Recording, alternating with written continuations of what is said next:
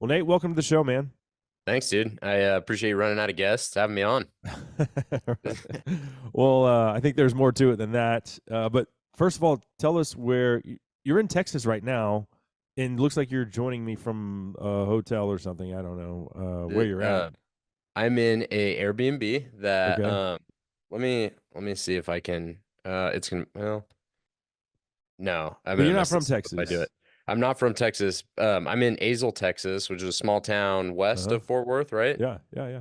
And yeah, no, I'm so yeah, my job is kind of weird, so I kind of travel around a bunch.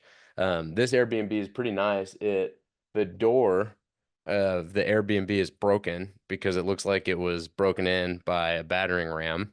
So the Uh, door frame is broken and those the are called lock New is broken. Americans. Okay. Okay. That makes sense. Yeah, I Uh-huh. think that this place might have been like a pharmacy at one point and Uh, an illegal pharmacy. So they oh. maybe turned it into a cheap Airbnb. Okay. Okay. And so, what is your real job? I have a couple. So I own a pest control in up in Boise, that I make no money from. So to pay my bills, I go travel around the country and sell fiber internet door to door. Door to door salesman. Yep. Yep. How do That's people in 2024? How do people react when you knock on their door? I would say 99% of interactions are really good.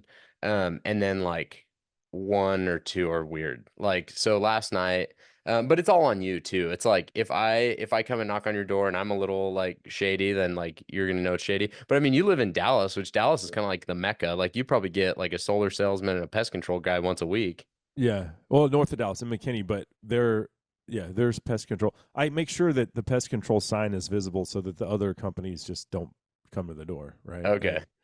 Yeah, but it's Last night I had always this lady. solar, or we have horrible hailstorms here, Yeah. uh, and so a lot of roofers as well.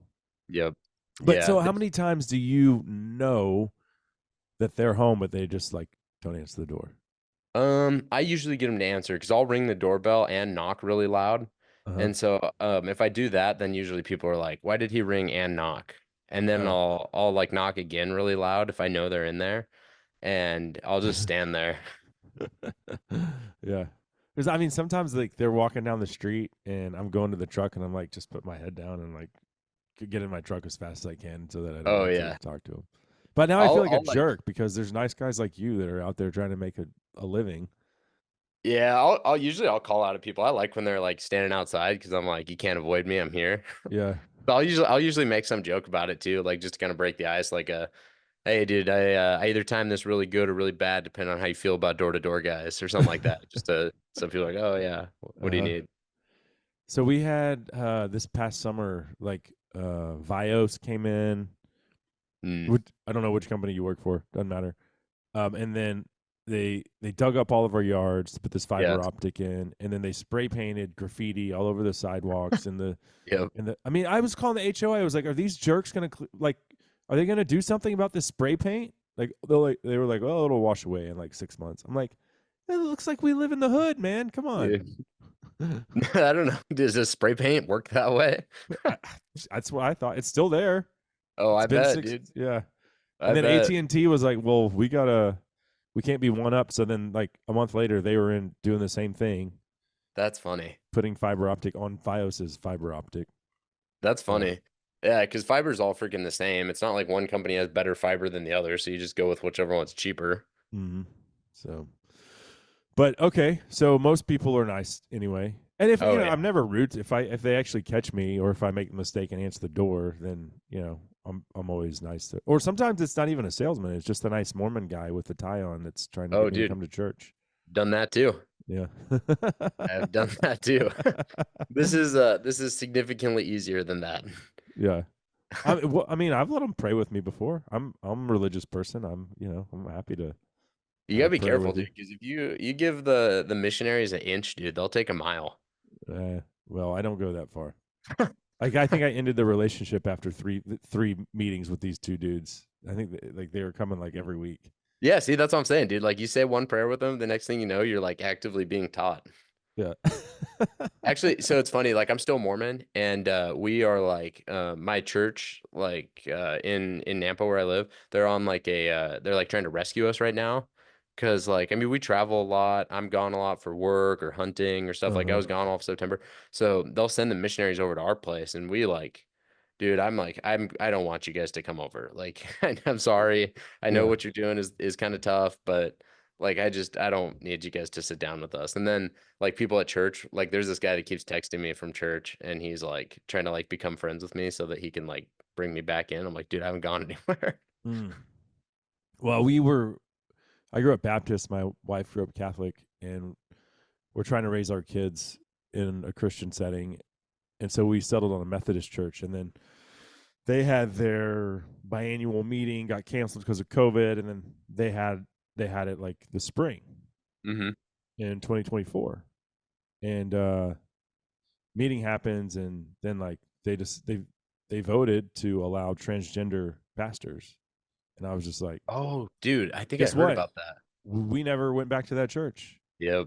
And it's been very, because at least we had a comfortable place that we could go.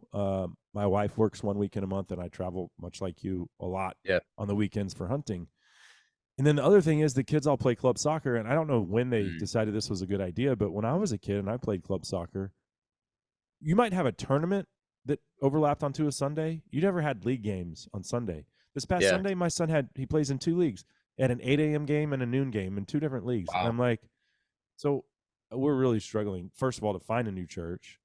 And then, secondly, like to get our butts in the pews. It's just Hmm. been, I don't know.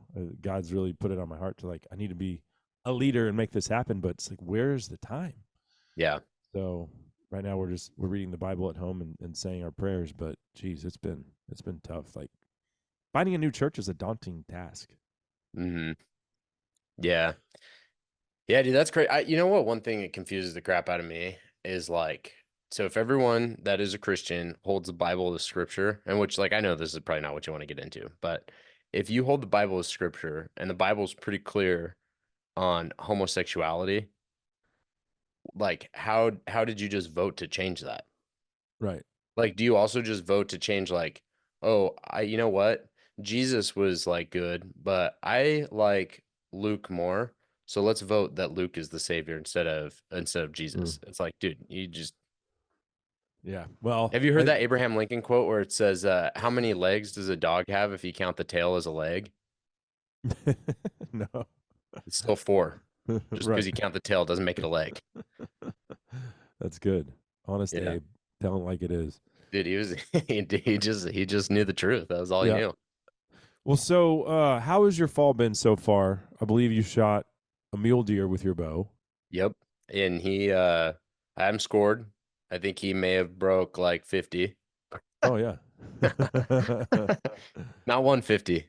I wasn't judging you on the size of the rack. I mean, anything with a bow is a trophy. That's my second deer I've killed with my bow, but the first one that was like so like last year I shot a deer, which actually, believe it or not, was smaller.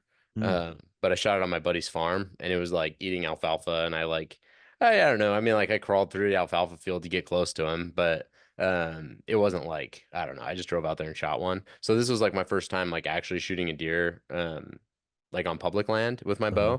bow. So it was cool. It was like, yeah, I mean, or not cool. Like I was stoked about it. I was stoked out of my mind to shoot this deer, but it was funny. I was driving to go meet up with this guy. I had hunted this one spot.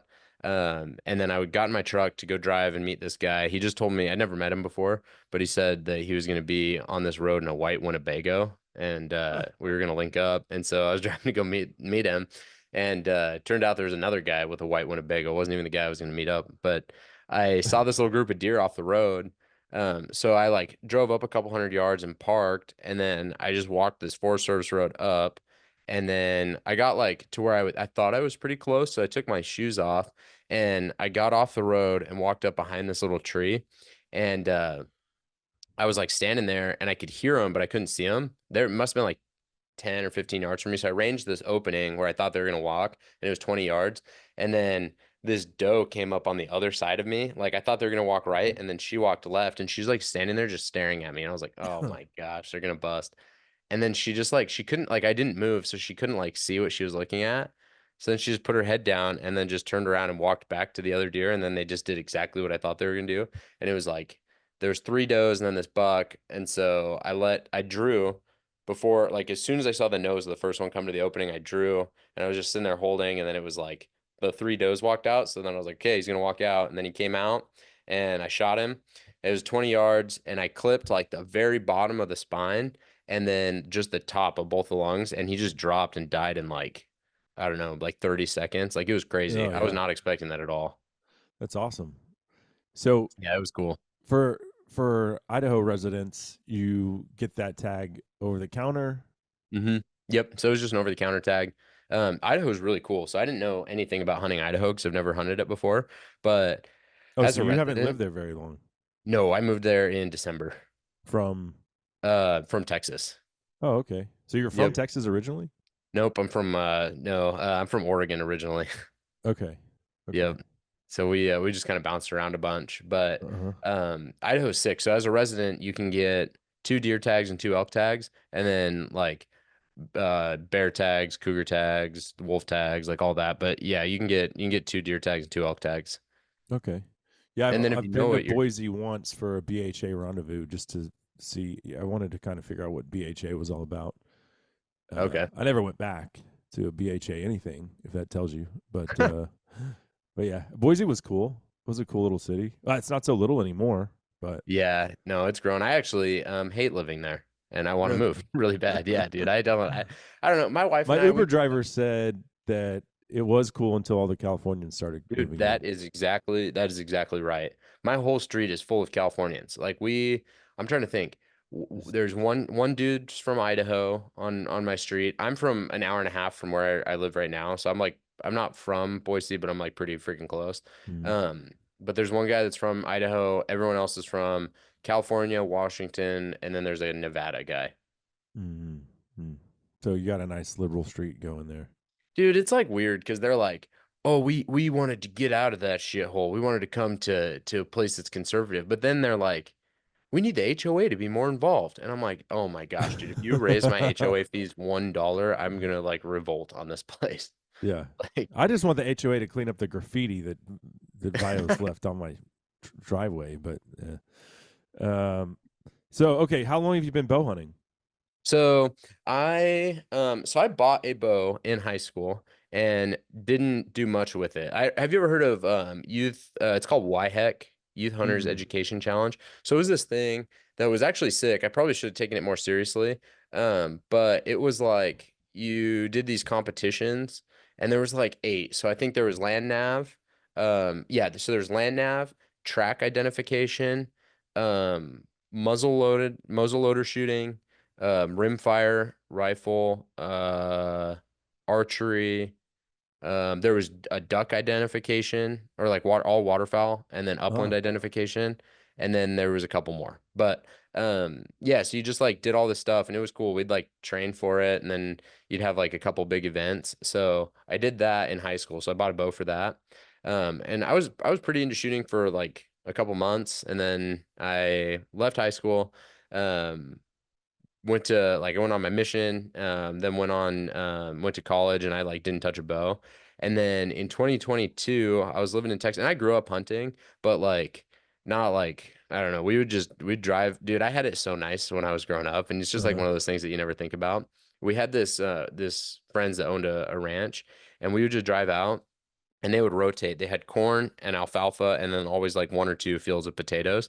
And we just drive out there, and like there was elk and deer in every field, like every morning. So you just drive out and shoot one, and In then that Oregon? was, yeah, yep. Oh wow. So it was sick. So here's So the thing, and I always say this about so you've lived in Texas. You know yeah, that like deer feeders, that's part of our hunting culture here. mm-hmm, On every ranch, every deer lease, yep, we don't have that. There are places that have agriculture, but it's not like what you're describing, and it's not like yeah, certainly not like the Midwest. And I've hunted with a muzzleloader in Pike County, Illinois, uh-huh, and the outfitter bought X bushels of soybean from the farmer, said, "Don't cut these; these are mine. I'm going to put a deer blind in here," and then he would manipulate the soybeans himself. He'd go in there and shred it. and I'm sitting in a box blind with a muzzle loader looking over about 10 acres of soybeans, I can shoot any deer that comes in there. Yep.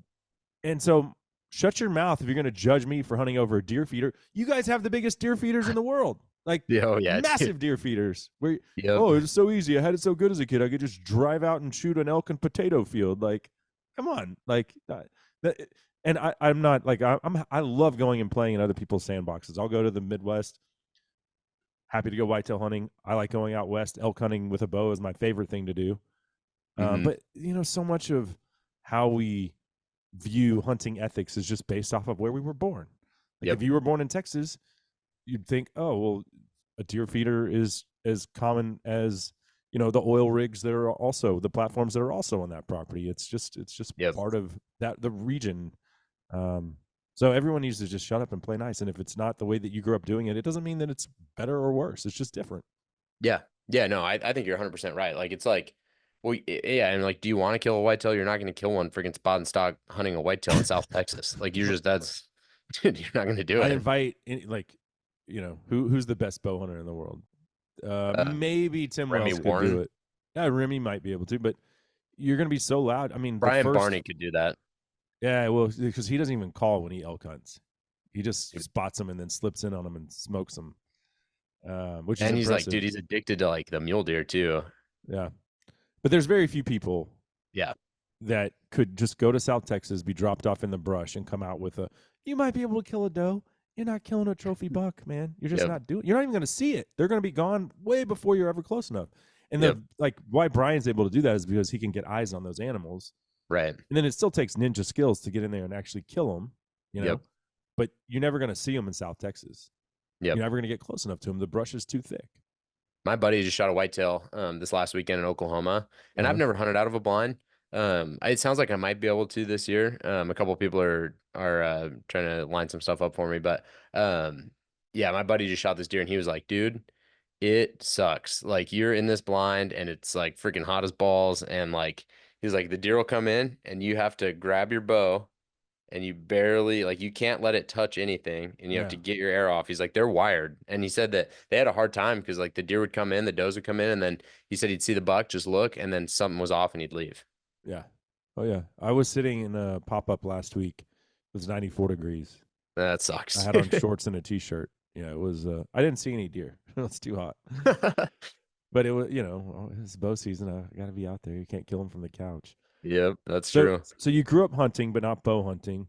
Yep. Did you grow up fat? Oh yeah. Yep. Yeah.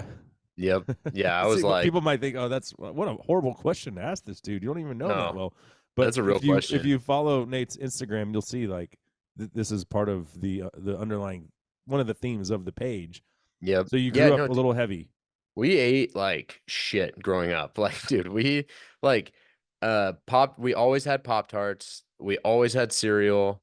So my mom's Mexican and she's not gonna listen to this. So no. Like my mom sucks at cooking food. Like bad. Like, dude, so we would I didn't know Mexicans could suck at cooking. And well, my mom, like she was raised by her my mom's mom was like an alcoholic that was not present in her life. So she was raised by her great grandma, who also was an alcoholic. So neither of them were going to win Mother of the Year. But so anyway, lots of processed food. Oh yeah, processed food like chicken strips or like finger. What are those called? Fish sticks. We ate a lot of fish sticks, mac and cheese stuff. But we'd eat like. So we shot like I would always shoot a deer, and then like I would kill an elk like every other year. My dad would kill like a deer every year and an elk every year, and then my sister started killing stuff. And then so we'd had a lot of wild game too. But the way that my mom would cook it, dude, is it'd be like deer back straps, okay, on a cookie sheet, no seasoning, in the oven, and then just cook them till they're like hockey pucks, and then you'd eat that, dude. That was tough. So you're drowning it in barbecue sauce to make it not taste absolutely awful on the way down. But yeah, no, dude. And then we would so my parents own a business and we travel a lot for that. So we were constantly eating on the road. But it's like I just never thought about there's just never thought. And then I feel like I grew up pretty soft too. With like And I'm not really big on mindset stuff. Like it's just not like who I am, but like I grew up like super, super soft mentally as well. So Uh-huh. it'd be like I played football and I sucked at football, dude. Like I was so freaking bad. And I remember Running back? uh no, no, no, no. Like like third string left guard JV. Okay. Uh and I remember I was a like kicker, so I kind of played football as well, you know. oh, at least you But could dude if kicker, you couldn't be fat and be kicker though, dude. no, but so it was funny. All my buddies would be sweating their balls off like during two a days, Yeah. and I had worked out a deal with the coach. Like I was like, I'm happy to play. I'll kick for you. My love is soccer though, and that's priority. So I would do like the first part of two a days, and then Uh-huh. and usually during that, I was over there just kicking balls, and then I just got to Yeah. leave like halfway through practice, and they're all dying, puking. I'm like, look at you losers. Yeah, That's so funny. but you better Yeah, not miss the field goal. that's yeah, dude. You're Or there's a low lot of effort, high pressure pressure, there. dude. Thankless job most of the time. Yeah. Yeah, But no, but I was just terrible. Like sports, like I was really bad at sports. I played freshman basketball and I remember I weighed 235 pounds my freshman year. uh-huh. At like five, I don't know, 9 or something. And it's not like I was like a like 10% body fat, 235 pounds. Right. Um, but I would dude, I played freshman basketball because we there was tryouts and I made the team, I remember, because the only other guy they actually cut me from tryouts. They took 9 guys and 10 of us showed up and I got cut. And the guy that made it spot 9 only had one arm. I'm not even kidding, dude. I got cut, but then I ended up making the team because he had terrible grades and he had to stop playing basketball. So then they uh, had a spot open up, so they took me. And that entire season, I played 15 seconds. it was probably a great 15 seconds. It was funny. A lot of people cheered when I went in. My Did one they? game I went in. So sometimes they have like the special ed kid that they let score. Like they foul him and he gets to shoot a free throw, and then Dude, everyone cheers. Did they do that for you? yes, I did. I like someone passed me the ball and I got fouled and I was like, "Whoa, what happens now?" And they're like, "Dude, you're going to the free throw line." And I made one and missed the other one. Nice. So you did Yep. score a point. I scored 8 point. Yep, in my 15 seconds of freshman year basketball. Uh, And but yeah, like football and stuff too. Like I was just bad, but it was like I never knew like, okay, let's put more effort into this thing and let's become better. It was just like, oh, I'm bad. uh-huh. I'm just not good at this. I'm not athletic. But yeah, no, dude, my I was a junior playing JV, and in the town I grew up in, it was a small school. We only had like 350 kids in my high school. So if you played JV anything beyond your sophomore year, you should have not been playing football. Mm. Mm-hmm. So did you get varsity senior year? I quit my senior year. Yeah, you could see the I, writing on the wall. It's just like I this isn't working out. yeah, I'm pretty sure I lettered my junior year because I played JV, but then I got to dress varsity. And I get to dress my sophomore year too, because pretty much everybody got to dress, but I Uh-huh. never played my sophomore year. I got in, I think, like enough games my junior year that I could letter, I think. I'm pretty Okay. sure I have a football letter. Well, so I asked you if you grew up fat. Obviously, that was a yes. And like I said, your page is quite satirical in nature, um, but it does have a clear message of physical fitness. So, you, how much did you weigh at your heaviest, and when did you start on this journey of getting in shape? So I got up to 300 pounds was my heaviest. And so the thing that really clicked, I was in Colorado. So I was living in Texas Mm-hmm. and I like really ballooned up when I moved down here. So my wife and I were in school You in started Idaho. eating that good Mexican food, that Tex-Mex. Oh, dude, yeah, there's so much good food down here, dude. My wife and I were coming back in the first weekend in November. My wife's coming down, and I'm gonna be back and forth between Texas all winter. But my wife is like, we're like so stoked. You ever been to New Braunfels? Oh yeah, Have you been to my La Cosecha? La Cosecha, no. Oh, dude, I like Green Hall, I more like. Oh, dude, yeah, Green Hall is sick. Dude, Uh-huh. there's so much good food down here, but so my work schedule was pretty crazy. So I would drive 2.5 hours one way to work every day. Um, Oh, and it was like I'd leave the house like 11, stop at Bucky or not 11, probably like noon or like around there, I'd stop at Bucky's and grab like a sandwich, an oatmeal cream pie, and like a Coke Zero. Oh, there's $30. Yeah, dude. Oh, yeah, dude. Yeah. When they raised the price, I remember how pissed off everyone was because the sandwich used to be pretty cheap. Yeah. No, a brisket taco now is like $6. I Yeah, took Henry there after a duck hunt, my son, after a duck hunt last year, and he looked at the price and he's like, $6 for a taco, Dad? Like, this is a ripoff. I yep, was like, well, at least the bathrooms are clean, son. You know, that's true. Well, dude, it's because they're paying the freaking manager guy 250 grand a year. right, right. But yeah, so I started gaining weight, got super fat, and yeah, I was 300 pounds.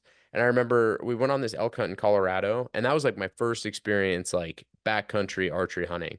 Um, and it just like absolutely like kicked my ass. And I was like, man, that was so freaking hard. We saw elk, but not ever on public land. We just saw some Uh-huh. stuff on private, and we never got on anything. But it like I just thought that that was the funnest thing I'd ever done, and I was super hooked on it. And then it clicked. I was like, oh, if I want to do this forever, I'm not going to be able to go down the path I'm on because I'm on like a self-destructive path where I'm going to be like you see those dudes walking around where you're like, how do you take a piss? Yeah.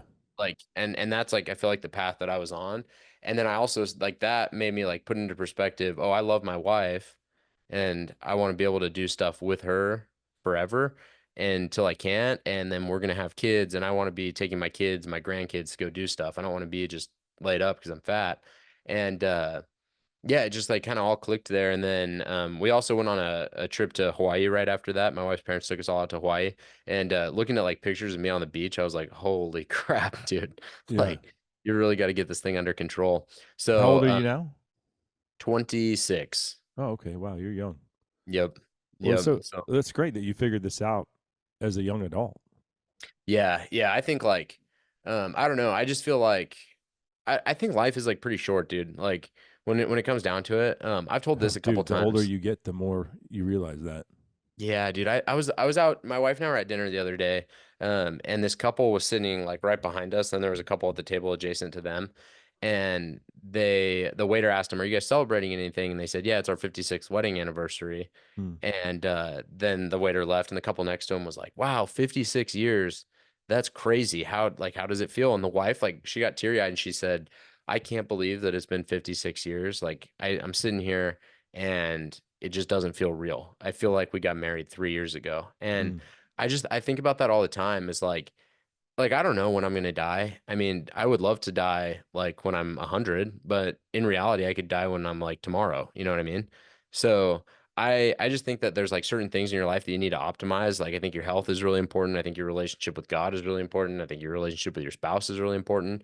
And not letting those things just sit and fester and living this long miserable life that you're like, wow, I just wasted the only shot I got. Yeah. And a shorter life too, if you stay that heavy.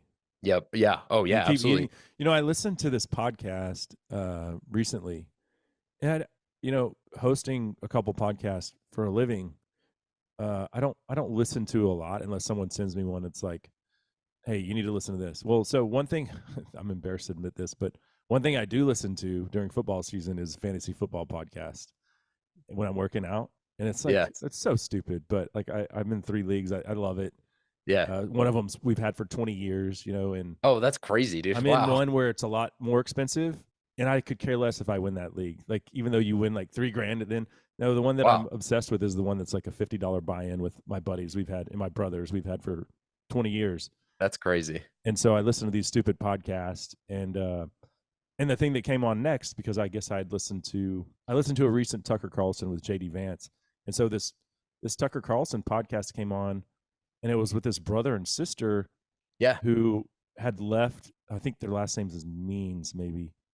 And she was a surgeon, Hmm.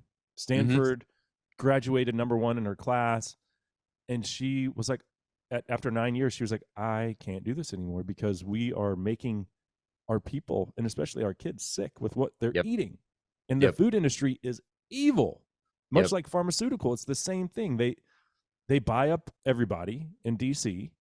And then, dude, they said that the government right now is working on contracts to put Lunchables in schools as Yeah. the lunch option for your kids. A Yep. Lunchable, processed meat, crackers, processed cheese, and a Yep. little candy bar. And that's what we want to And a feed our Capri kids. Sun to wash it down.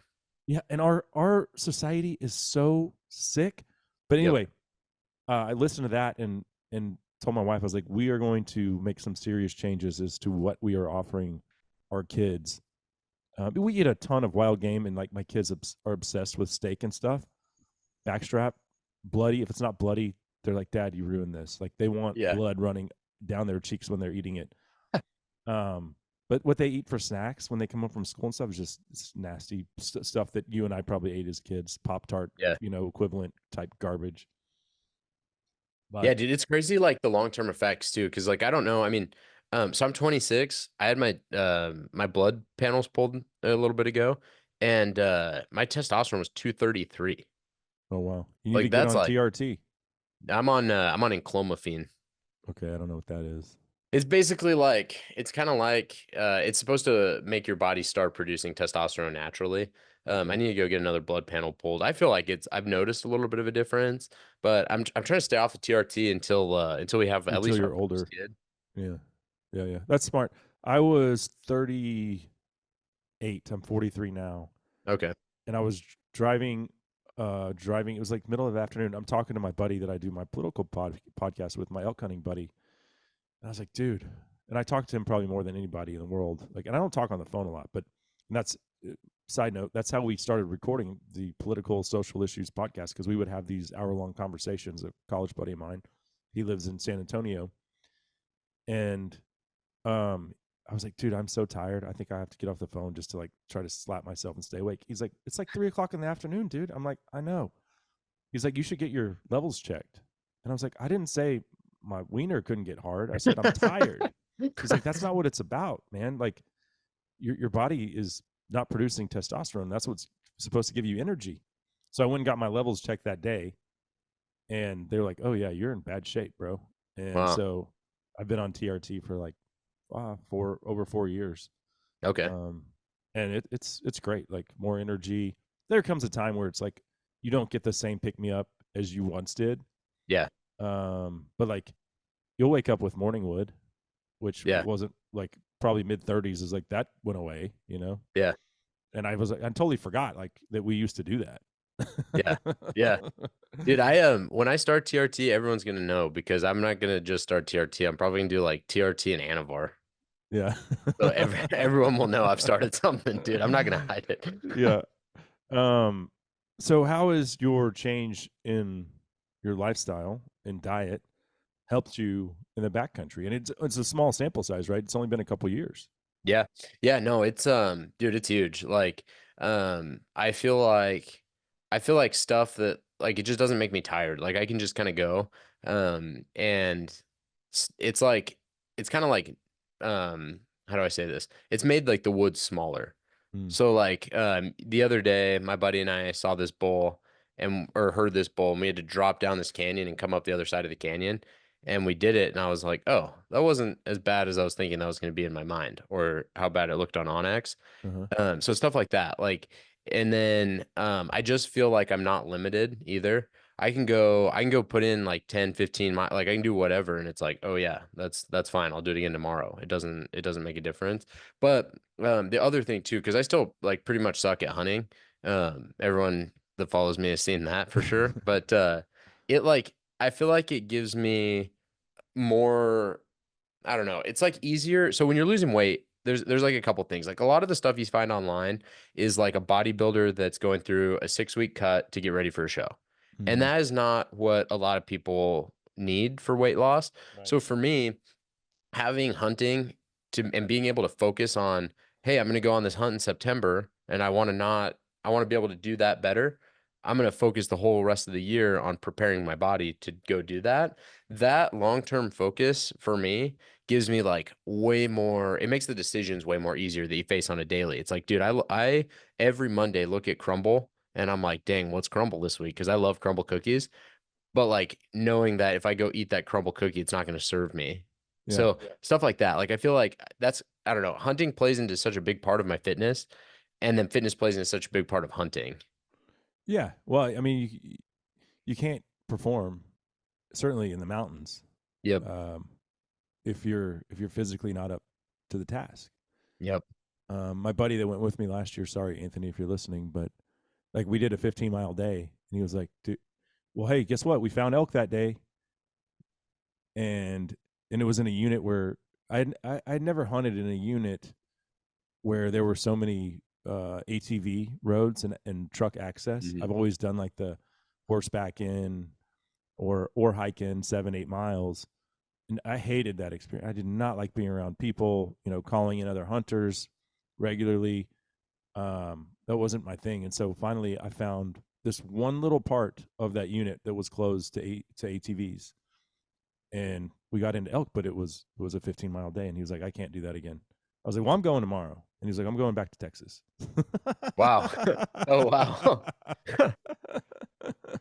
That's Yeah, crazy. yeah. Neither one of us got an elk, but I mean, he did, and he lost for that hunt, dude. I mean, he lost like 50 pounds, and so he That's sick. was, yeah, he was dedicated too, but that took a toll on him. Yeah. Um, but yeah, you have to be in good shape to hack it in the backcountry. There's no doubt. So Well, that's one thing. what is your Sorry. diet? Oh, go ahead. Go ahead. That's one thing too. Like I've done 2 ultras this year. So this whole September, I was like, if I didn't want to do something where it was like, oh gosh, that's 5 miles to get to that spot. I was like, oh dude, you bitch, you ran 2 ultras this year. Like you can walk 5 miles. Right. Like just go walk the freaking mile. So it's like that kind of like, I don't know, doing stuff like that too. It's like, okay, well, it took me 9 hours to do that, so 5 miles should be nothing. Like I feel like that kind of like makes everything a little bit smaller too. There's also a mental component though. Like you have to be. It's mind over matter. Yep. I've gotten blisters in the backcountry, and it's like, God, just give me the strength to take one more step. Yep. Step after step after step. That's how Which, my second ultra I ran this year was. I bought some new socks the day before, and I was uh, like, dude, I'm gonna switch my socks, and I'm gonna run in these wool socks. And I don't know why I ran in wool socks in a ultra that was in July, but that was the decision I made. And dude, I paid the price. My feet were, I had blister. I had a huge blister on the bottom, and then I had a huge blister on my toe. And it was like the last 8 miles of that race were just absolutely excruciating. I stopped a mhm. couple times and sat down on the trail and I said, I'm gonna quit. And then I was like, oh wait, how do I quit? I can't quit. I have to go Right. to the end. Like I was, it was like a big loop. So I was like, there's no one here. There's no one close to me. I have to finish. Yeah. So living in Idaho, you probably have trailheads pretty close to your house. And like you said, your mule deer you shot was a day hunt. Do Hmm. you do any like hardcore like packing in, or is it the convenience of having these trailheads? Like most of it's just like a day in and out. Yeah, I haven't. I think I will next year though. Just because like I don't know. I was watching my buddy Matt hunt all year and Matt Allwine. Uh-huh. He does that where they just like strap everything on their back and go in. And so I think I'll do that probably next year. But I didn't this year. I just did day hunts this year. So what do you weigh now? So I got a little bit fat during elk season. I'm 228 right now. Okay. And what is your I goal? got down. Or So are the you at goal your is goal? no, no, no, no. I want to get down to like 195, Okay. 200, somewhere in there. And then there I'll just kind of see where I'm at body comp wise and then just focus on getting stronger. I got down to 222 at the beginning of elk season and then gained 6 pounds because I was eating crispy doughs every day. Right, right. Yeah, it's easy to do. I think so. Started sober October and have been like cutting out the processed stuff, Hmm. and I've lost like 5 pounds in 7-8 days. Dude, that's And money. yeah, and then yesterday I stopped at Torchy's Tacos Oh yeah. and ate 2 tacos. And I'm not saying I'm not eating like a taco, but I bought the little tiny tortillas that 3 of them are 75 calories and like Hmm. maybe 5 carbs or whatever. Yeah. I ate those 2 tacos, and for like the next 3 hours, I felt like hell. Yeah. I felt so gross, lethargic. I was like, ugh, what? Why did I do this? But when that's part of your regular diet, you don't Yep. really feel like that. You always feel bad, right? Yeah. Yeah. So yeah. Yeah. It's I like, was dude, what's drained of energy. I was like, no, yep. I don't want to go to the gym. Like, and then like so today, I'm like, no more shortcuts. Like, Yeah. sure, it tasted good, but then you feel like crap afterwards. Sorry, Yep. Torchies, you make a good taco, but ugh, Did you know whatever. who makes a way better taco than Torchy's is Velvet Taco? Oh yeah, we have one close to Oh the yeah, house. that's Yeah, sick. yeah. Um, well, so the reason I love your page, and I think why so many other people do as well, is your your take on making fun of yourself as someone who isn't afraid of self-deprecating humor. I'll make fun of myself too. That I really gravitate towards that. Um, and you have to have a good sense of humor. You don't take yourself too seriously, Yep. Yeah, which the thing is, like, there's a lot of dudes in like the hunting space, and I don't mean this like disrespectfully at all. Like, I mean this really, really humbly. There's a lot of dudes in the hunting space that I follow and I really look up to. Like, I had an opportunity where I got to go spend a day with Dan Staten, Elk hmm Shape, yeah, he's a friend and of mine. okay, yeah. So Yeah. like Dan is like a really good example. I love Dan's content. I like think he is like one of the best people in the space. And Dan is like the most serious dude I've ever met. Like he's like he just doesn't joke around and he's really intense. And it's funny because he always says that. And then like when I spent some time with him, I was like, oh, you really are like super intense. Oh yeah. And there's and like Cameron Haynes, obviously, like he's like super polished and like and he's just who he is and stuff and like all that stuff. Like I think that that's really cool. But then there's also like a lot of dudes that are like me that I meet at freaking gas stations and like my buddies that I hunt with and stuff where it's like, dude, we're still trying to figure this thing out and I'm not going to go shoot 5 bulls this year because I'm going to struggle to even see 1 bull. Like Right. that's, and I'm still like at that like beginning of the learning curve. So yeah, I just want to make some stuff that's like where we can kind of relate to each other and like Dylan Dietz is like a good example. I don't know if you know who he is. Mm. He's just another one that he's like kind of similar to me where it's like he's still trying to figure stuff out. And he actually I'm not gonna say that. Never mind. He sent me a really funny message, but I don't know if he wants me to share Well, it so I or not. was on a hunt with Dan in Texas. We were both with Numa at the Oh, time, uh-huh. and With Will. yeah, with Will Will? Cooper. Yeah. Yeah, and now I'm with Muddy because Will, unfortunately, and that was part of the downfall of how things went with Numa when Will left, and they just keep going through marketing people over there. Mm-hmm. Good product, but Will's now with GSM, and Yeah. so like the thing with Numa ended, and I was talking to Will about Stealth Cam, and he was like, "Hey, are you still with Numa?" And I'm like, "No, that thing ran its course." And he's like, "Good, Muddy's launching their camo line next week, and you're in." And I was like, "Sweet, dude." That's So sick. sign a contract, and off and running. Yeah. And but on that hunt with Dan, we're all Will and I and a couple other guys are having some beers after the day's hunt, and Dan had an IPA, and I was like, "Oh, I didn't even know you do that." He was like, life's not supposed to be miserable, man. It's all in moderation. I can have one. Yep. You know, but when we went to the Vortex Summit where they had all their ambassadors, everyone was like drinking. They were wining and dining us, and Dan and like two or three other people were getting up at 5 a.m. to go do CrossFit, and we Yeah. were all like shaking the eye boogers off and drinking water and like like. But yeah, that's his level of dedication is certainly a lot different than most people's, and it shows, and it Oh yeah. pays off for him in the backcountry. Yep. Um, Yeah, and like and that's the thing. Like I think that like all of us are shooting to be like that. But yeah, I just somewhere like that's not quite that for me. Like, yeah. not, That dude not, is well, dude, it's like I go to that's the like gym 5 days a week, yeah. and I love lifting.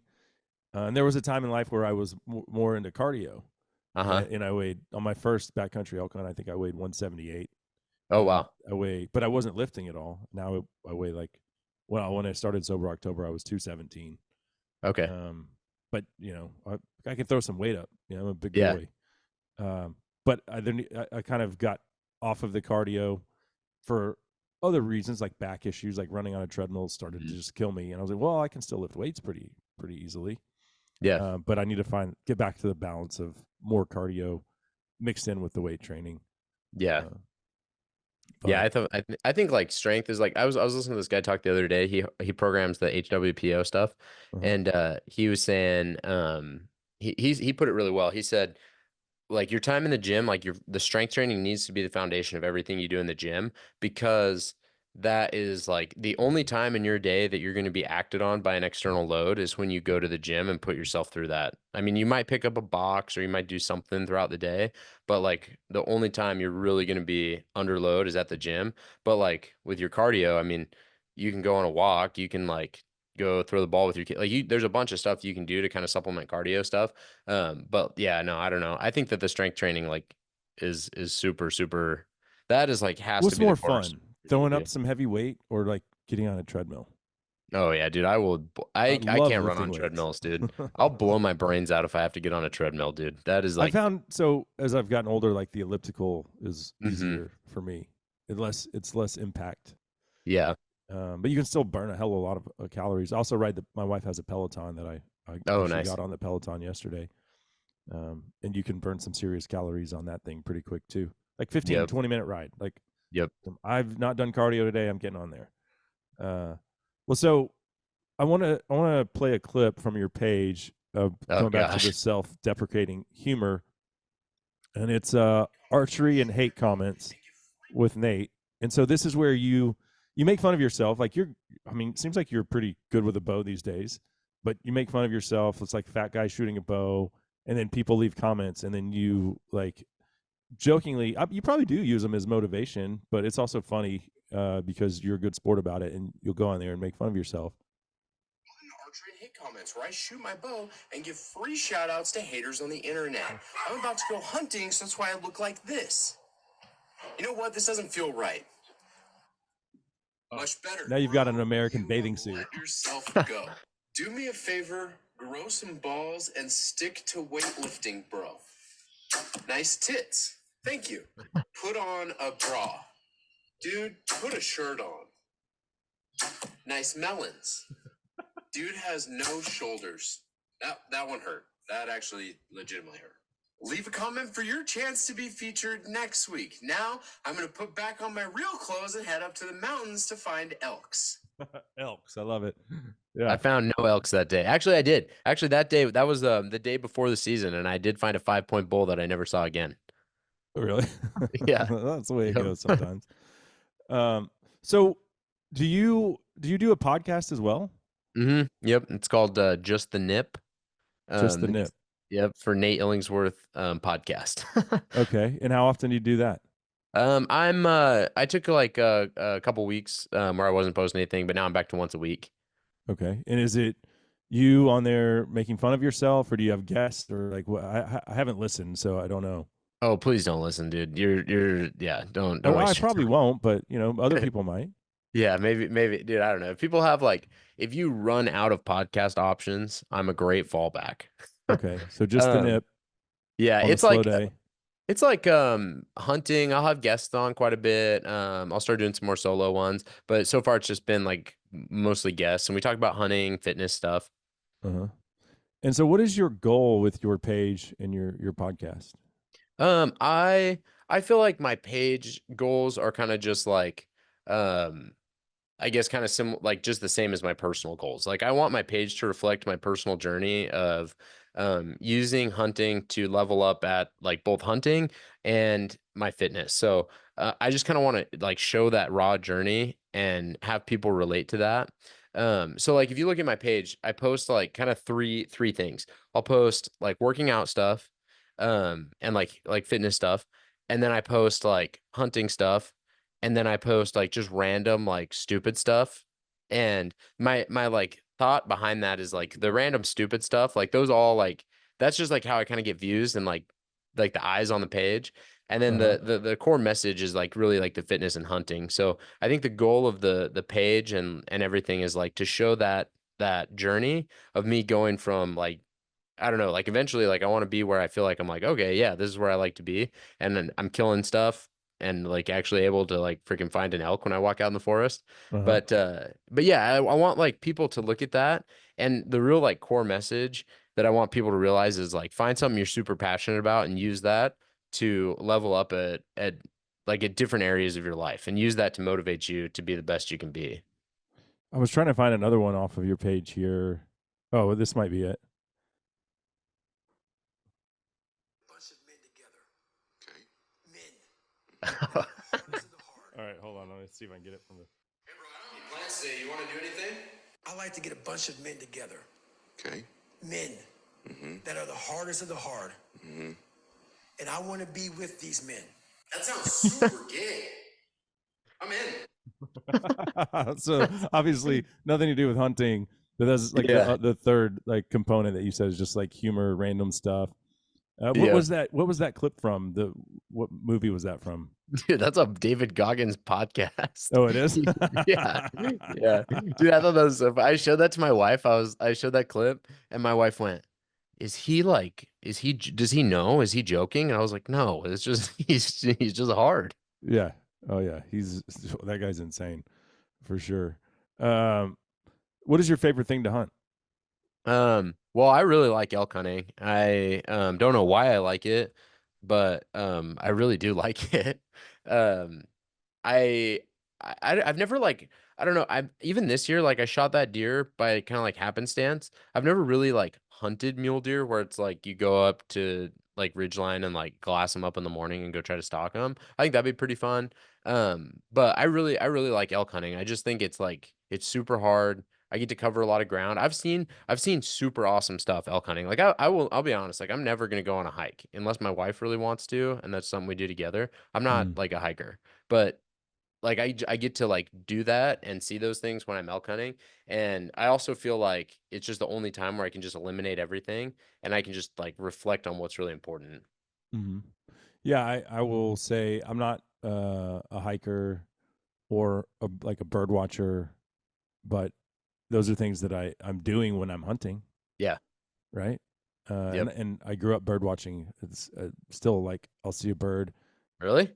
Oh yeah, yeah, yeah. But so my dad's not a hunter; he's a bass fisherman. And growing up, we would see a bird we hadn't seen before, and we would mark it in this Birds of North America book. I still have it sitting here in the studio. Oh Probably wow. have like 3 other bird identification books. So I'm super obsessed with that. Um, but yeah, I see all sorts of cool birds that I never would have seen if I wasn't in the backcountry or Yep. or sitting at the deer lease. Like, hey, guess what? Birds like to eat corn too. So Yeah. sitting at a deer feeder with a bow in your hand is a pretty cool place to watch birds. Yeah. Yeah. So, but yeah, just you get to see all that cool stuff, experience nature, things that Karen sitting in her cubicle will never ever see or experience. But Yep. somehow they think they have more skin in the game than we do, which Yep. is weird. The thing about elk hunting that's cool too is like people, I mean, deer, you can tell people like I'm a deer hunter and people are like, "Oh yeah, that's cool. Yeah, deer hunting's fun." But like I was just at the gym here she was like, "What do you like?" I just dropped in a CrossFit gym here and the lady that owned it was like talking to me and she was like, "Yeah, what do you like to do and stuff?" And I was like, "Oh, I really enjoy elk hunting." And it's like, "Oh wow, that's cool. That's so hard. That's awesome that you do that." So I think it's like a cool people respect and like know like how difficult, and that's why I think like the reward is also higher. The last elk I shot was in 2000, it was like 21 or no, it was COVID. So it was 2020. Uh, But like I ate like we had elk meat from that for like a year and a half. Like so and that was just a cow. So I think like it's cool because it's like once you get that too, you your reward is a lot better. oh yeah, yeah, and that's when. And so wait, did you shoot that one with a rifle? Have you shot one Yeah. with your bow? No, I've never killed anything an elk with my bow. That was with a rifle. That was a Uh, depredation hunt, and I drove down this road, and the elk were in the field, and got out of the truck and I shot an elk, and that was it. eh, hey, it is what it is. Like, there's nothing wrong with that. Yep. Absolutely nothing wrong with that. More power to you. You got a freezer full of elk meat. That's awesome. Um, what's been the best hunting experience of your life so far? Best hunting experience. Let me think about that. Hmm. That's a crazy question. I've never even thought about that. So I had one that was like a really bad hunting experience that turned into a really good hunting experience. Um, that was like, I don't know, it's like it's pretty spiritual, but I don't know if that's cool if I share it. Of course. Yeah, I've never really shared this with anybody. So, my brother-in-law, the first time I went elk hunting was in Colorado, and my brother-in-law and we hiked. It was like a 12-mile hike to get into this little basin, and it's like I didn't know anything about hunting in Colorado, and it was like right on this like it was in a wilderness area, and it was like right on this main trail. So there was just people like it was like backpackers and stuff at the beginning of the trail. And when we got like to the spot we wanted to go, we finally got away from people, and we made this camp. And my brother-in-law just like I don't know what happened, but he just like turned white, and like his lips just completely blue. Like I've never seen that before. It was really Huh. weird, and he couldn't talk. It was like super weird. And I was like, dude, what is going on? And we like made the camp, and I was like trying to get him to eat something, and he just like couldn't eat. And I like finally forced him to eat, and he couldn't like stand up, and it was just crazy. And so like I kind of like helped him get into our tent, and we got all settled down. And dude, the night was like really weird.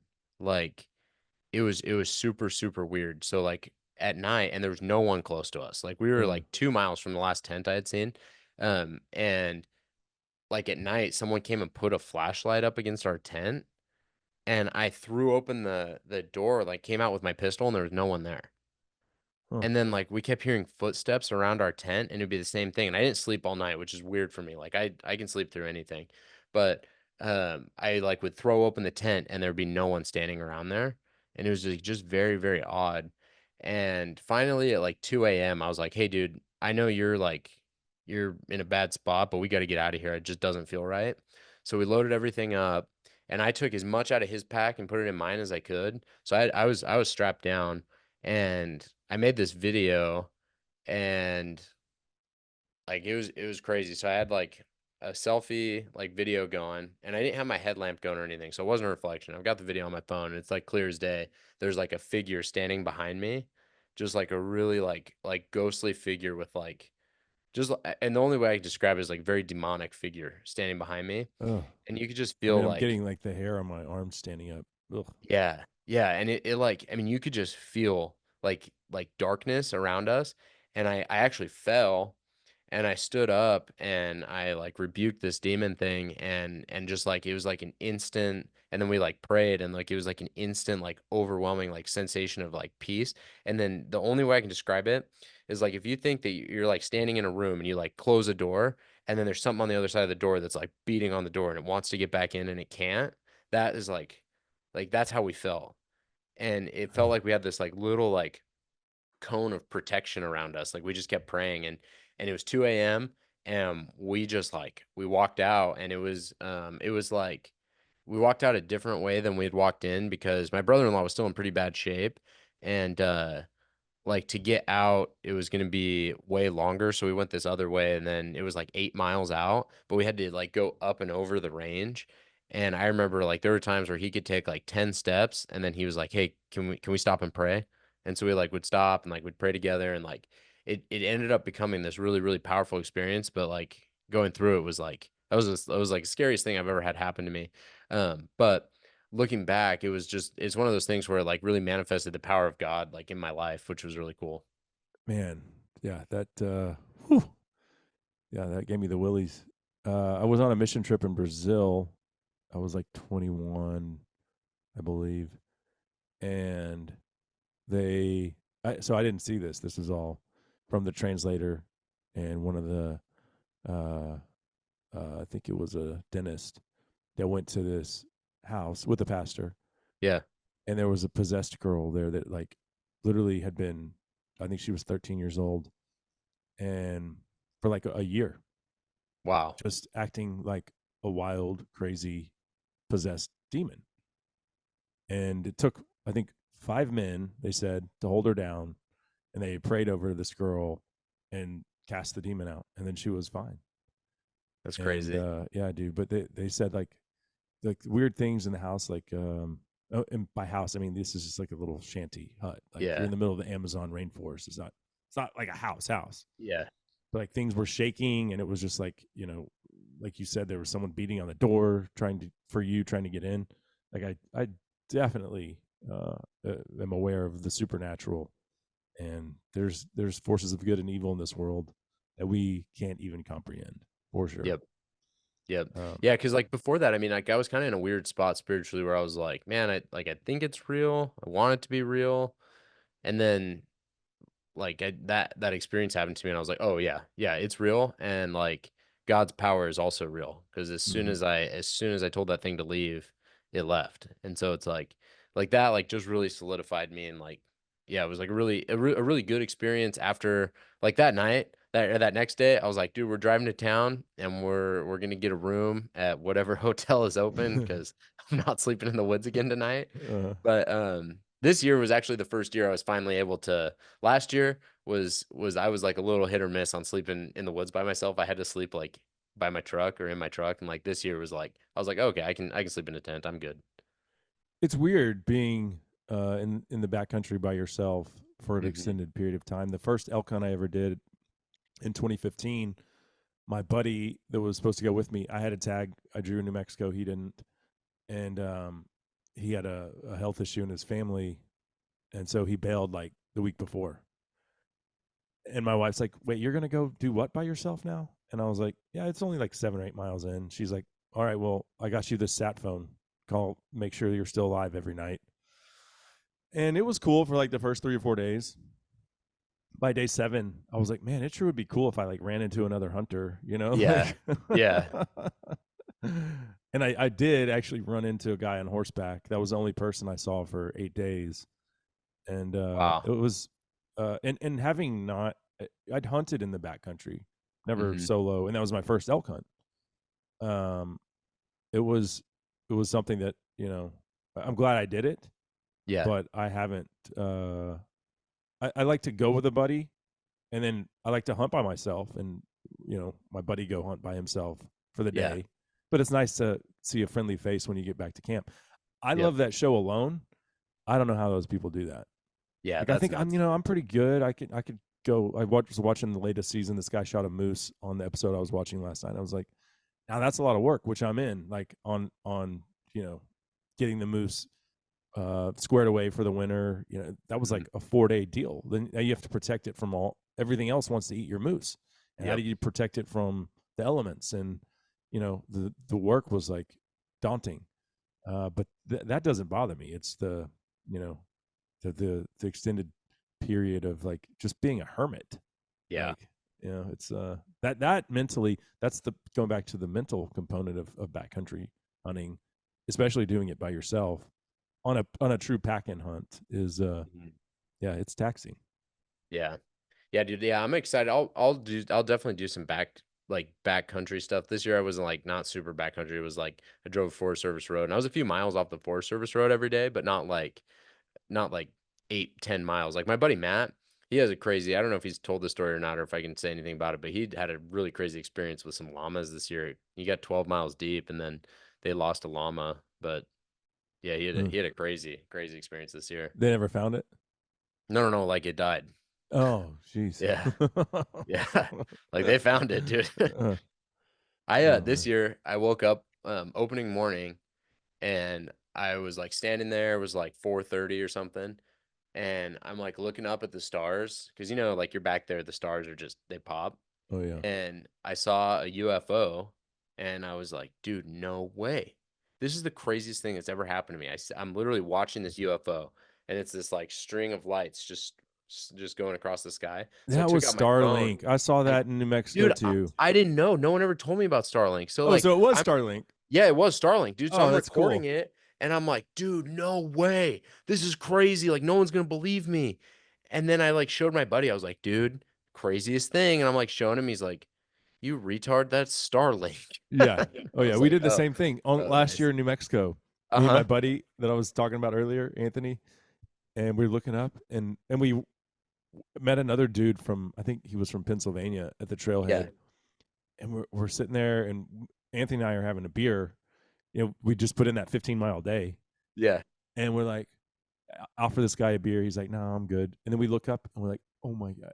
And the same thing. It was Starlink, Yeah. but we were like, what in the hell is that? Yeah.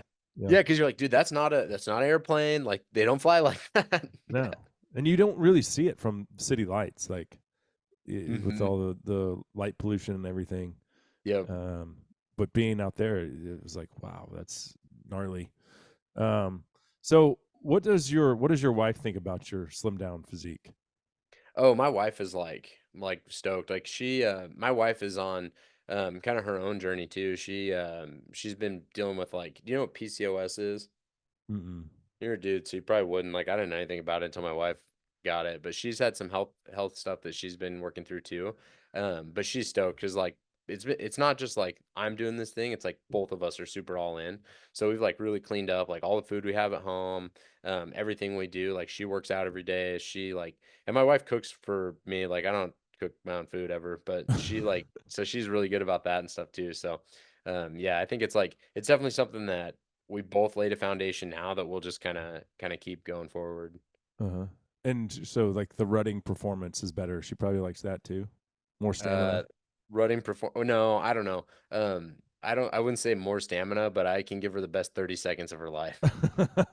There you go. Now My see, neighbor.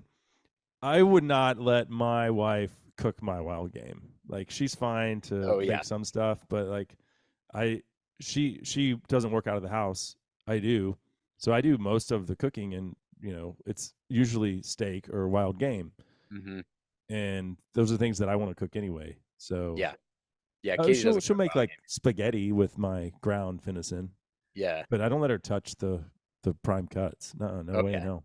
No, Sam, dude. Yeah, I'll like the other day, Katie was so my wife loves deer meat. It's like I think Uh-huh. it's like the funniest thing, but she absolutely loves, and she's not like her parents don't hunt or anything. But she the other day was like, how do I cook this deer meat?" And I was You like, don't. I do that. well, or no, it wasn't even deer meat. It was, no, that was different. That was different. She bought a tri-tip and she was like, "Hey, I'm planning on this tri-tip for dinner," and I wasn't gonna be home until like 6 or 7. And I was like, "Oh yeah, here, let me just walk you through how to make it. Just pull out the Traeger." And I like walked her through everything, and she was like, we'll eat late tonight. That's fine." Yeah. Oh yeah. So how do you go about like with your page and who knows like long term if this could be become a full-time gig for you? Um do you have sponsors?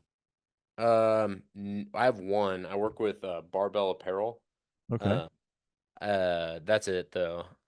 I mean, people like send me stuff all the time, which I'm always super grateful for, but I don't have any like long-term like sponsorships or anything like that.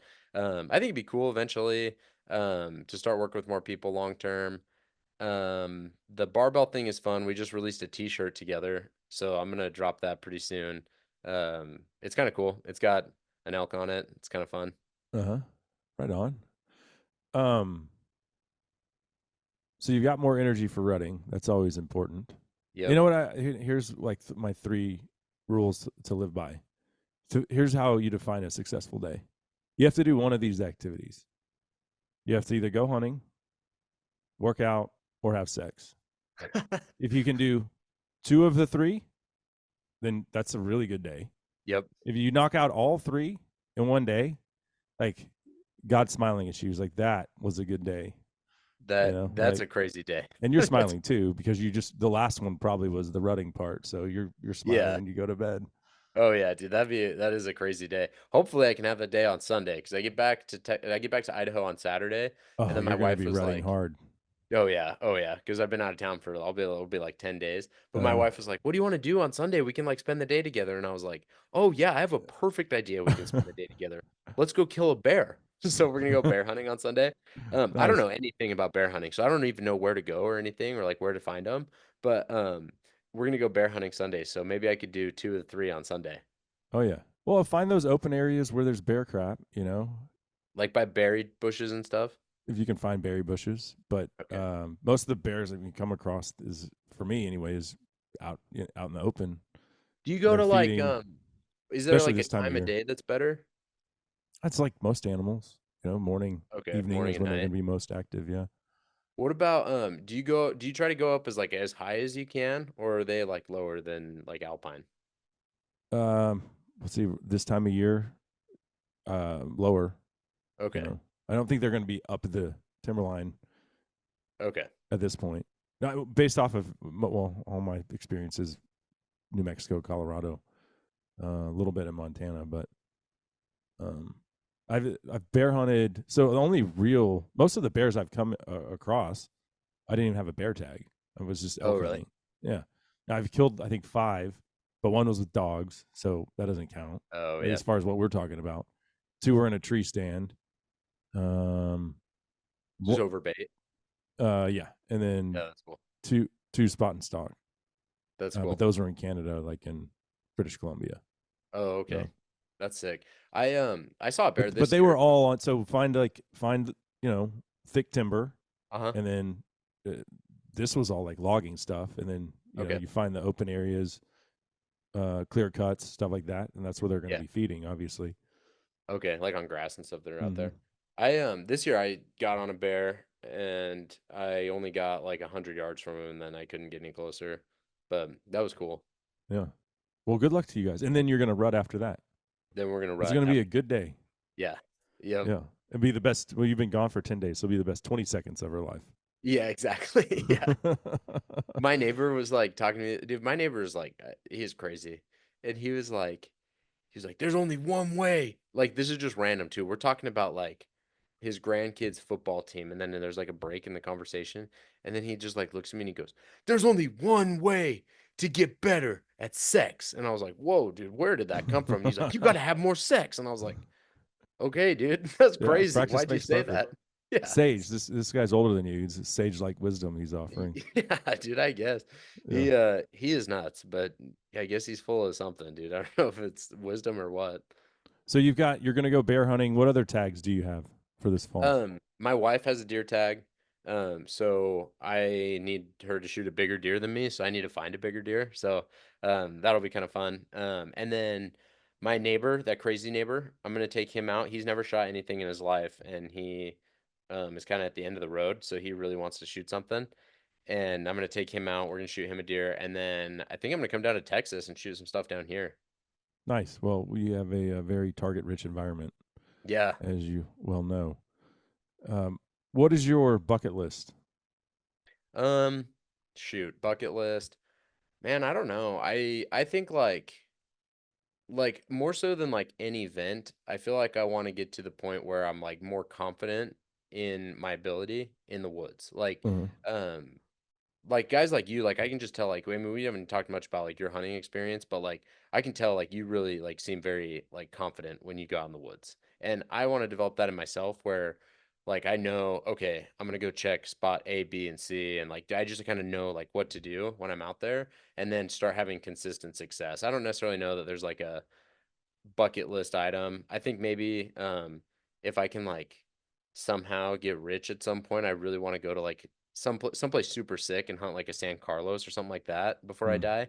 I just think that experience would be nuts. But yeah, I don't know. Well, hopefully the fiber optic internet, is a good business to be in, so you can get super rich. Because let me tell you, doing a hunting podcast is not the way to stack those dollar bills.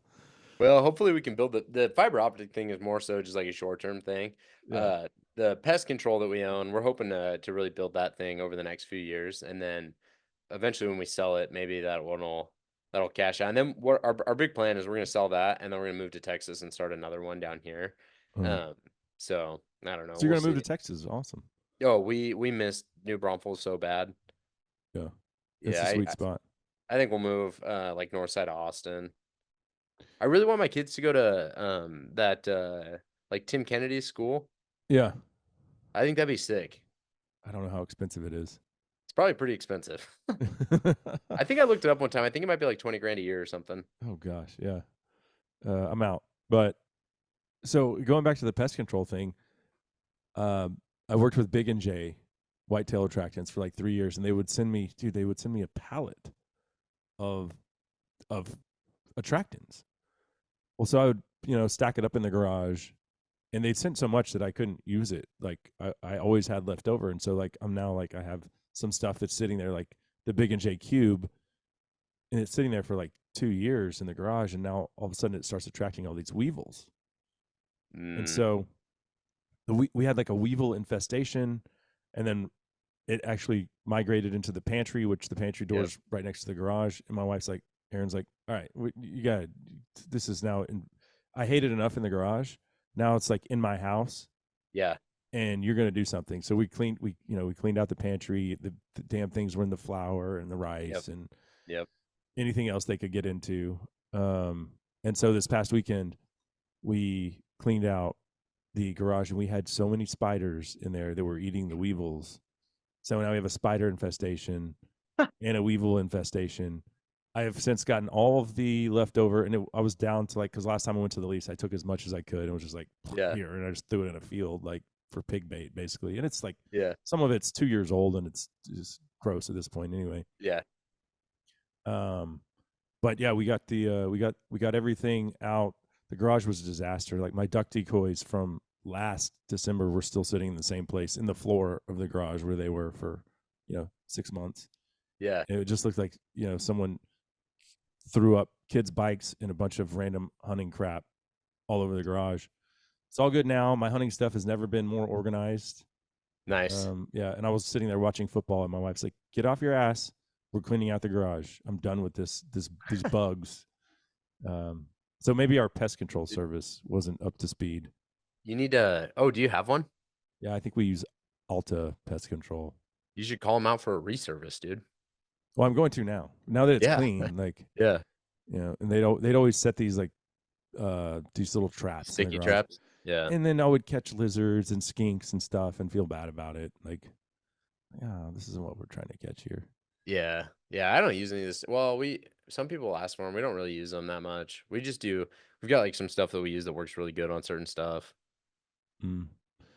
Well, I'm pumped that my garage is in immaculate order. I'm organized, for the first time in a year, it seems like. I'm actually I'm doing that. I have to do that pretty soon. I'm partnering with Rep Fitness, and they're gonna hook me up with like a garage makeover.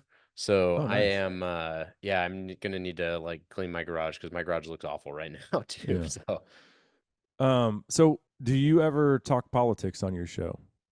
no, but I'm not for like any reason. So this is my deal with politics. I'm not very current because I just like I don't know. I'm not super current on like the news, but I'm really opinionated about what I believe in. So I'm not like it's not like a thing that I want to like shy away from or anything. It's just Yeah. that I don't feel like up enough to like basically share correct information. Well, let me give you a piece of advice.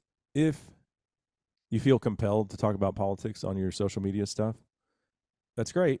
More power to you. I wish more people in the hunting industry would, because most of them don't. And I think it's like a money thing. Like, well, Yeah.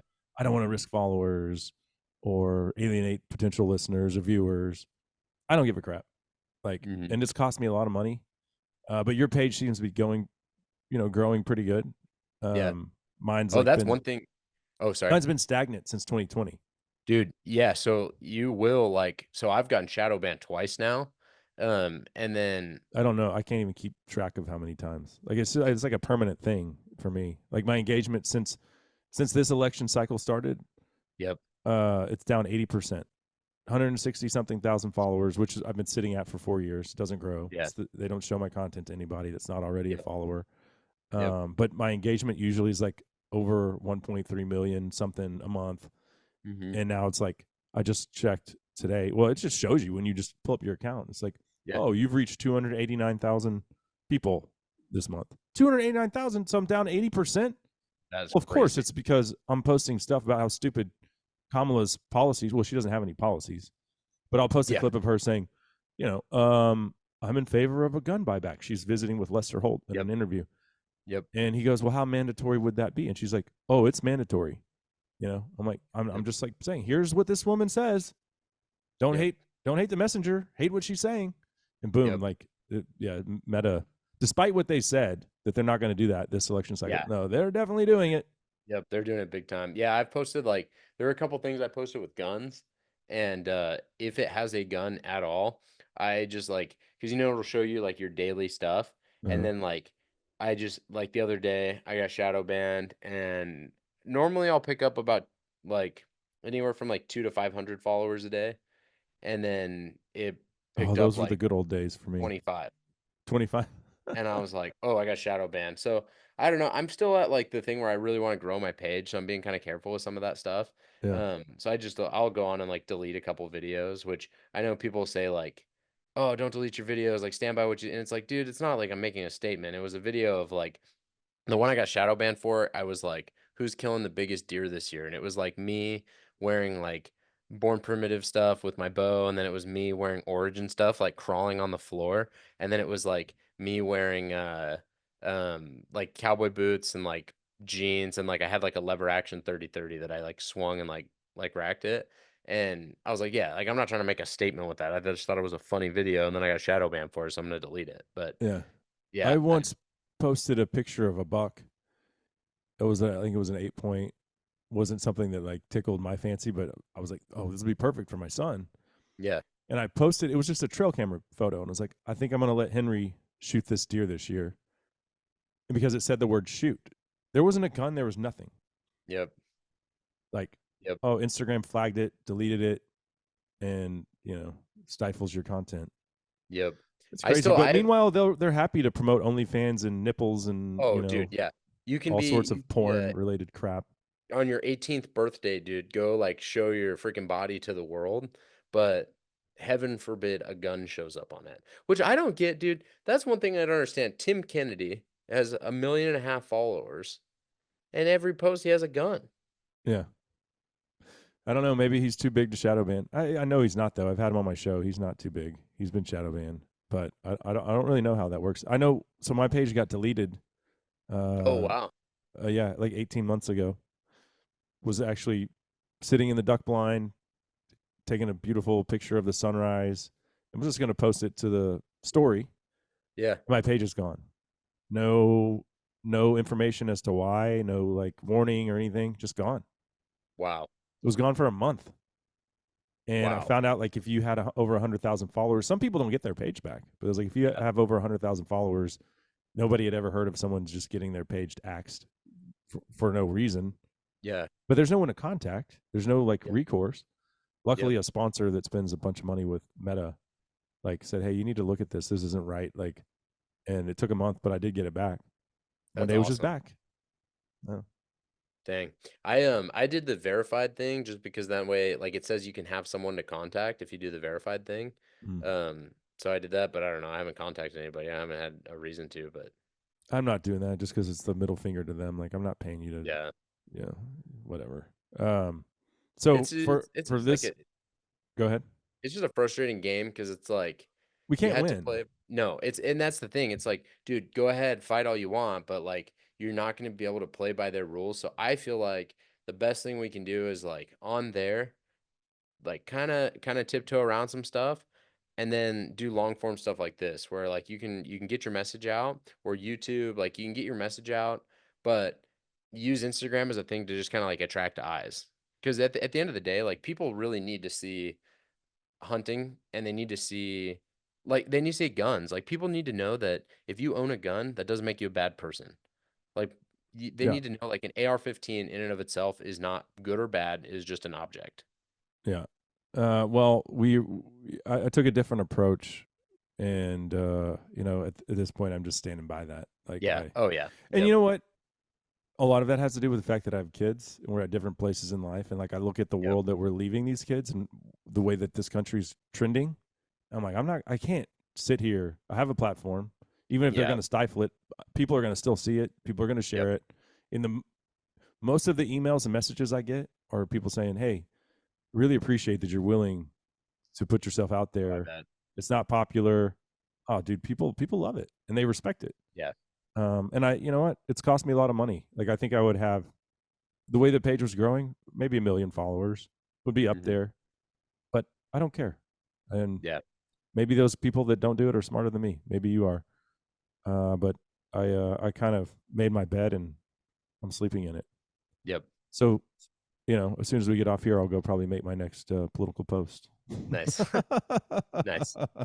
But I know which way you're voting in the election based off of our conversation before we Oh started. yeah. Kamala is my main. I love Kamala Harris. Kamala Harris. Yeah. Dude, like it or not though, she wins. She's gonna be the hottest president we've ever had. Dude, man. You saw that they just closed 2 national forests in Virginia. Really? Yeah. Why would they do that? Because of the hurricane.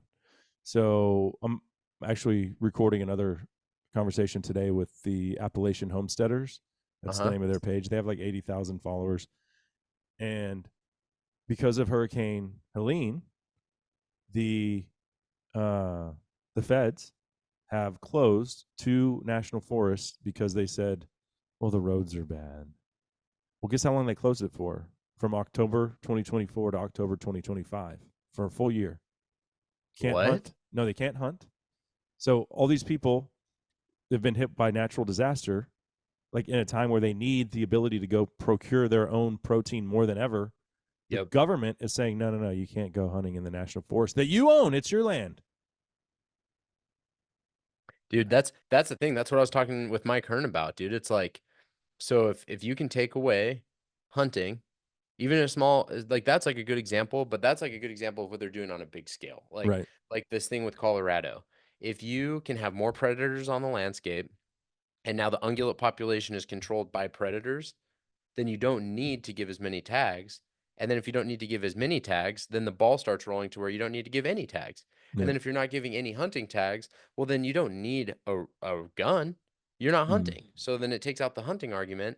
And then now you have a whole group of people that is 100% dependent on the government for everything. So now you go to the store and you're buying this beef that it's mandated that they put a vaccine in the beef that carries over to the food that you're eating. So then you can vaccinate people. You can do whatever you want when you control people's food source. And then if you are a bad player and you want to start some panic, do something like close the ports, and then all the grocery stores are empty and no one has food storage. So people are freaking out when they can't buy something at the store. And then you're so like everything is so fragile and your people are so easy to control. Yeah. Well, and I'll say this, like the Biden administration has closed millions upon millions of acres in Alaska for no reason. Deb Haaland, Secretary of the Interior, is not a conservationist. She's a preservationist. And there's a huge difference, which is what you're describing. Remove humans from the management equation and just let the animals sort it out. Well, okay, that doesn't work. Like California banned mountain lion hunting in, I think it was 92 or 93. And California kills as many mountain lions as any other state, but it's by paid, by state paid trappers and hunters instead of just letting. Well, we can't let the citizenry kill the damn things because that makes us feel bad. But hey, if a trapper shoots it or whatever, or a houndsman trees it and then kills it, we don't have to see that and we don't care. It's just stupid. And so last week, a guy in Colorado killed a cougar with a shovel. Dude, I saw that. So if you can kill a cougar with a shovel, the damn thing is too close. Yeah. Right? He hit it in the head with a shovel because it was attacking his husky, and he's got his camper and he's like in the wilderness. Mm-hmm. Well, okay, people are like, well, don't go into the wilderness. Those are the dumbest people, the stupid Karens. Like, listen, Karen, where you're sitting there typing from your phone was once where the cougar lived too. You're going to give up your home? No, we are the apex predator. We have a responsibility to manage all of God's wildlife. Right? But that doesn't mean we don't get to enjoy the wild spaces and places that God gave us. And Colorado's going to, if they do pass Prop 127, like, you think that the cougars aren't going to start showing up in neighborhoods like they do in California?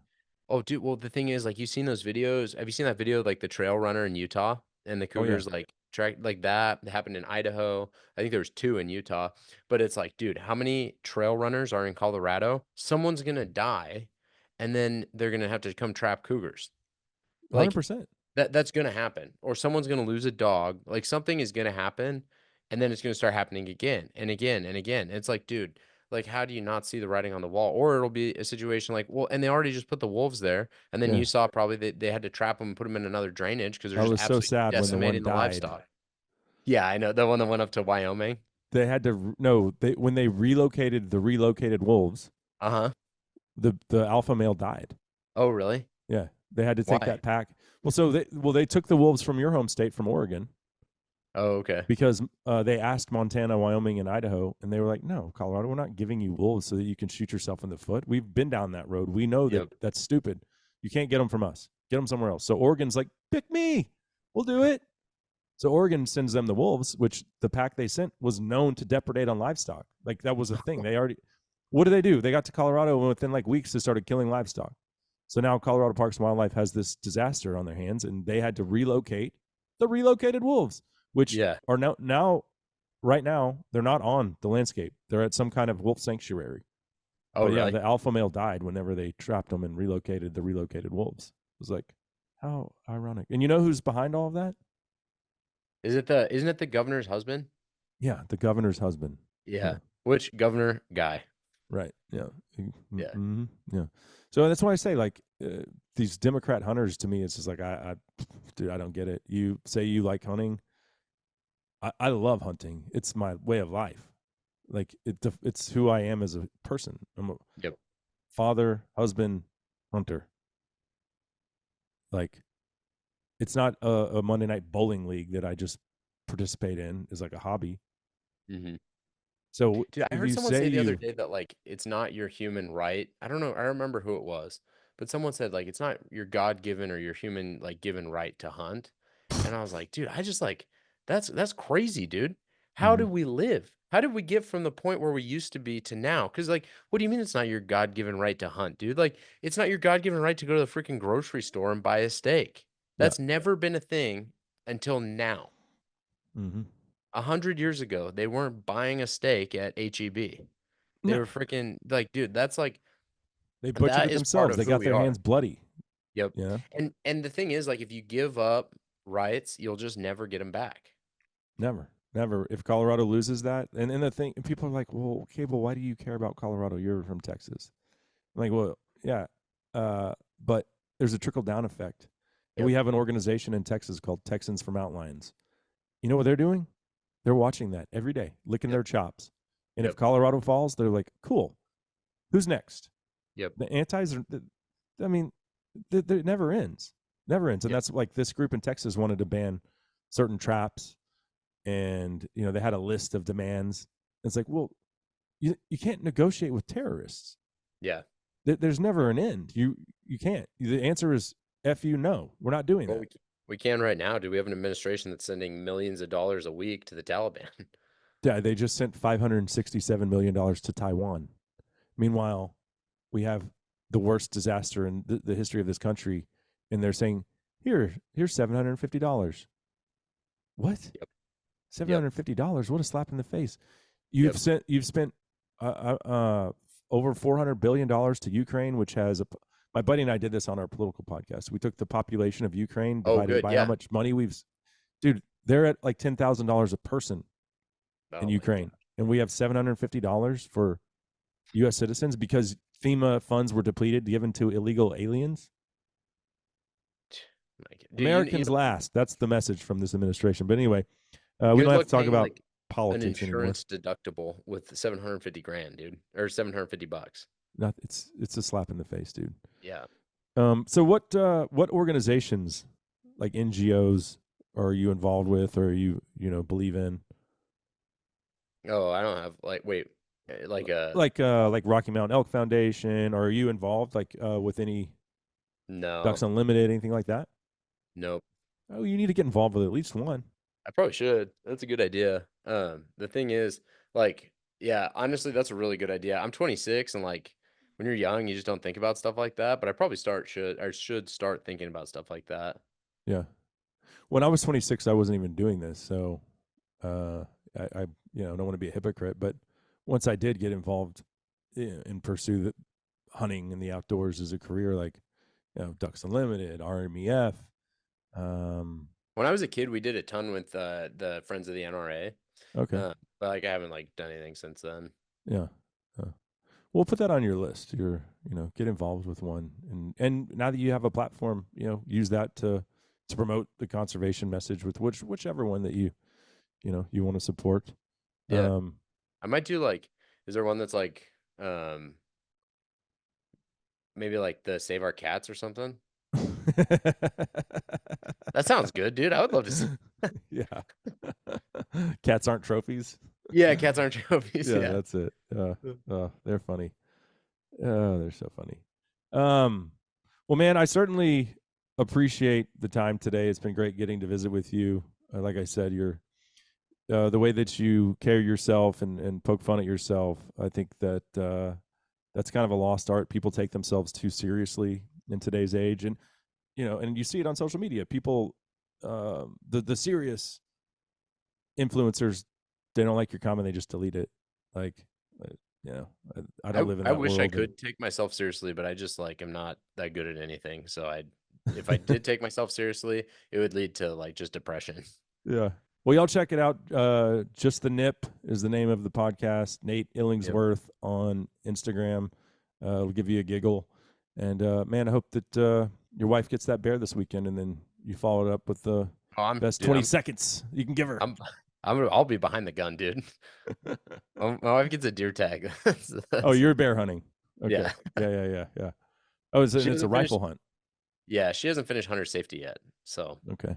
she is Right on. actively finishing that right now so that she can hunt 2 weeks from now. But Cool. Well, that's yeah. awesome that you guys are going to get to do that together. So, Yep. Yeah, it should be fun. well, man, thanks, I dude. don't think Thanks this for will having me be on. our last conversation. Certainly enjoyed it, and hope you have a great rest of the fall. Yeah, thanks, dude. And I appreciate you putting out hopefully maybe it'll be your lowest viewed video ever, but thanks for taking the time to still make your podcast. But thanks for taking the time to have me on. I appreciate it. Yeah, it's been a pleasure, man. Take it easy. Yep. We'll talk to you later.